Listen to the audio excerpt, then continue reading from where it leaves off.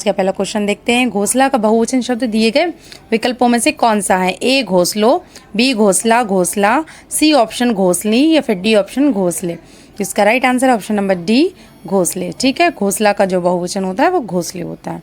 चलिए अगला प्रश्न देखते हैं। प्रस्तुत पंक्ति को पूर्ण करने के लिए दिए गए विकल्पों में से सही का चयन करके रिक्त स्थान भरिए। एक डैश मोतियों से डैश, तो इन रिक्त स्थानों में सही ऑप्शन भरिए। ए बूंद और जड़ा, बी ऑप्शन थाल और जड़ा, सी ऑप्शन है जाल और जड़ा, डी ऑप्शन है घड़ा और खड़ा। तो इसका राइट आंसर होगा ऑप्शन नंबर बी, एक थाल मोतियों से जड़ा। ठीक है, चलिए अगला प्रश्न देखते हैं। कितनी नावों में कितनी बार रचना को किस प्रकार से सम्मानित किया गया है? देव पुरस्कार से, बी सरस्वती सम्मान से, या सी ऑप्शन व्यास सम्मान से, या ऑप्शन नंबर डी ज्ञानपीठ पुरस्कार से। तो इसका राइट आंसर है ऑप्शन नंबर डी ज्ञानपीठ पुरस्कार से। ठीक है, तो कितनी नावों में कितनी बार रचना को जो है ना ज्ञानपीठ पुरस्कार से सम्मानित किया गया। अगर इस पर एक प्रश्न और भी बनता है कि ये किसकी रचना है, तो ये किसकी रचना है? ये सच्चिदानंद हीरानंद वात्स्य आज्ञे की। ठीक है, और इनको किस सन में ज्ञानपीठ पुरस्कार मिला था इस रचना को? तो सन 1979 ईस्वी में। ठीक है, चलिए अगला प्रश्न देखते हैं। निम्न विकल्पों में से सही वाक्य पहचानिए। ए ऑप्शन है हमें परस्पर प्रेम से रहना चाहिए, बी ऑप्शन है हमें परस्पर से प्रेम में रहना चाहिए, या ऑप्शन नंबर सी हमें परस्पर में प्रेम का में रहना चाहिए, या ऑप्शन नंबर डी हमें परस्पर से प्रेम रखना चाहिए। तो ये ऑप्शन नंबर ए यहाँ पे राइट होगा, हमें परस्पर प्रेम से रहना चाहिए, यही शुद्ध वाक्य है, और बाकी जो है ना बी सी डी ये अशुद्ध हैं। चलिए अगला प्रश्न देखते हैं।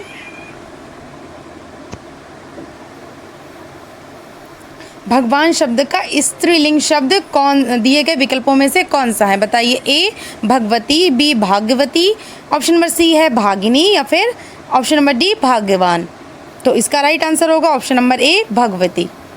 ठीक है, चलिए अगला प्रश्न देखते हैं। प्लेटो प्रत्यवादी या आत्मवादी दार्शनिक थे।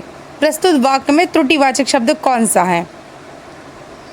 तो इसमें त्रुटि जो है ना वो है दार्शनिक में पाई गई है। ठीक है, दार्शनिक होता है दार्शनिक, तो ऑप्शन नंबर ए हमारा यहाँ पे राइट हो जाएगा। ये कैसे लिखा जाएगा? दार्शनिक, दार्शनिक ऐसे लिखा जाता है।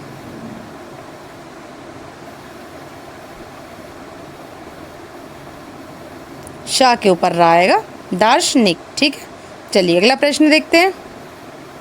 निम्न विकल्पों में से सही शब्द चुनिए।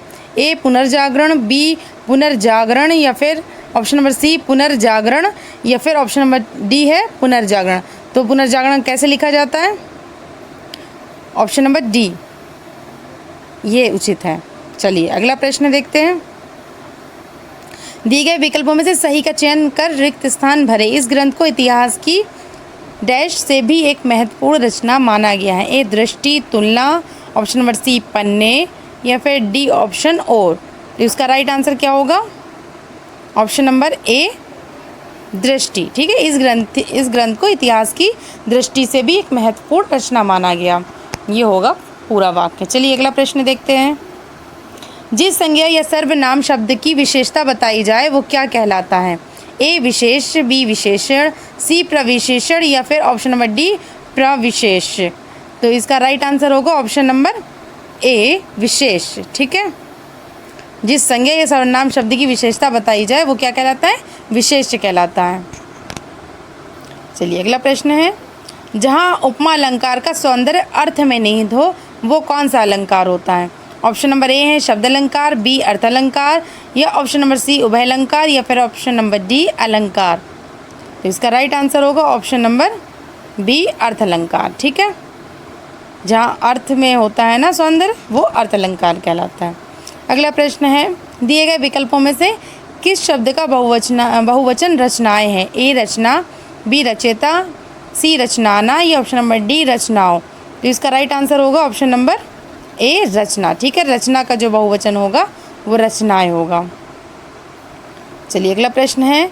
जहाँ किसी की बात किसी और पर डालकर कही जाए वो कौन सा अलंकार होता है? ए अतिशयोक्ति अलंकार, बी आसंगति, सी दृष्टांत, या फिर ऑप्शन नंबर डी अनियुक्ति। तो इसका राइट आंसर क्या होगा? इसका राइट आंसर है ऑप्शन नंबर डी, अनियुक्ति। ठीक है, जहाँ किसी की बात किसी और पर डालकर कही जाए वहाँ पर अनियुक्ति अलंकार होता है। ठीक है, चलिए अगला प्रश्न देखते हैं। इनमें कौन सी कृति कवि सूरदास की गई है? साहित्य लहरी, बी सूरसागर, सी सूरसारावली या फिर ऑप्शन नंबर डी सुंदर विलास। इनमें कौन सी कृति कवि सूरदास की नहीं है? क्वेश्चन ये है, चलिए बताइए। साहित्य लहरी, सूरसागर, सूरसारावली या फिर सुंदर विलास। तो राइट आंसर क्या होगा? ऑप्शन नंबर डी सुंदर विलास जो है ना वो सूरदास की कृति नहीं है। साहित्य लहरी, सूरसागर, सूरसारावली ये तीनों ही कवि सूरदास की रचनाएं हैं। ठीक है, चलिए अगला प्रश्न देखते हैं। निष्कवच उपन्यास किस लेखक की कृति है? राजी सेठ की, शिवानी की, कृष्णा सोबती की या फिर अमृता प्रीतम की। तो इसका राइट आंसर क्या होगा? ऑप्शन नंबर ए राजी सेठ की। ठीक है, चलिए अगला प्रश्न देखते हैं। पुराने चावल मुहावरे का सही अर्थ दिए गए विकल्पों में से कौन सा होगा? ए आकांक्षी, बी शातिर, सी अनुभवी, ऑप्शन नंबर डी घमंडी। तो इसका राइट आंसर है ऑप्शन नंबर सी अनुभवी। ठीक है, पुराने चावल मतलब अनुभवी इंसान। चलिए अगला प्रश्न देखते हैं। अंचल किस साहित्यकार का उपनाम है? तो ए हरिवंश राय का, बी बालकृष्ण शर्मा का या फिर सी ऑप्शन बद्रीनाथ भट्ट का या फिर डी ऑप्शन रामेश्वर शुक्ल का। तो इसका राइट आंसर होगा ऑप्शन नंबर डी, अंचल जो है ना वो रामेश्वर शुक्ल का नाम है। ठीक है,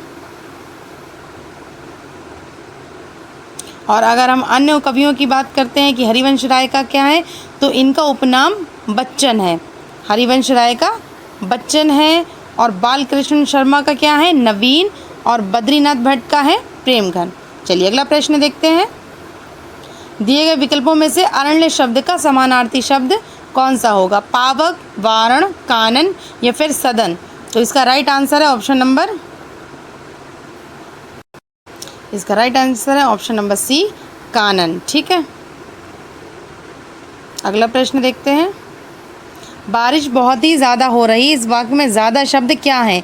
ए संज्ञा, बी क्रिया, सी सर्वनाम या फिर ऑप्शन नंबर डी क्रिया विशेषण। तो इसका राइट आंसर क्या होगा? ज़्यादा वर्षा हो रही है, ज़्यादा क्या है? ऑप्शन नंबर डी क्रिया विशेषण है। ठीक है, चलिए अगला प्रश्न देखते हैं। दिए गए विकल्पों में से गोष्ठी का पर्यायवाची शब्द कौन सा है? ए काया, बी सभा, सी कोश या ऑप्शन नंबर डी कलेवर। तो इसका राइट आंसर क्या होगा? ऑप्शन नंबर बी सभा।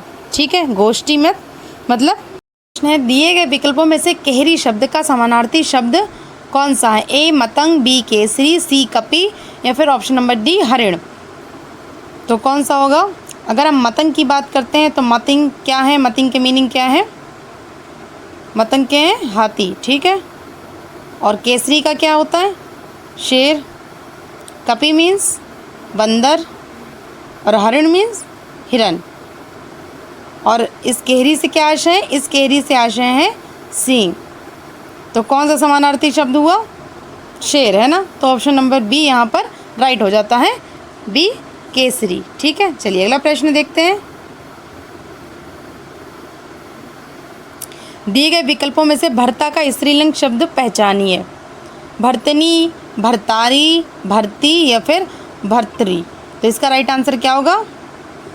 Option number D Bhartari. ठीक है, अन्य सभी जो है ना उत्तर वो दृष्टि से असंगत है। चलिए अगला प्रश्न देखते हैं। दिए गए विकल्पों में से सही का चयन कर प्रस्तुत वाक्य को पूरा कीजिए। रविंद्रनाथ ठाकुर को नोबेल पुरस्कार मिलने के डैश में ब्रिटिश समाचार के पत्रों में मिश्रित डैश हुई है। ए समाचार और उत्तेजना, बी खुशी और प्रेम, सी भाषा और रचना या ऑप्शन नंबर डी संबंध और प्रतिक्रिया। तो इसका राइट आंसर क्या होगा? इसका राइट आंसर है ऑप्शन नंबर डी संबंध और प्रतिक्रिया। ठीक है, रविंद्रनाथ ठाकुर को नोबेल पुरस्कार मिलने के संबंध में ब्रिटिश समाचार पत्रों में मिश्रित प्रतिक्रिया हुई है। चलिए अगला प्रश्न देखते हैं।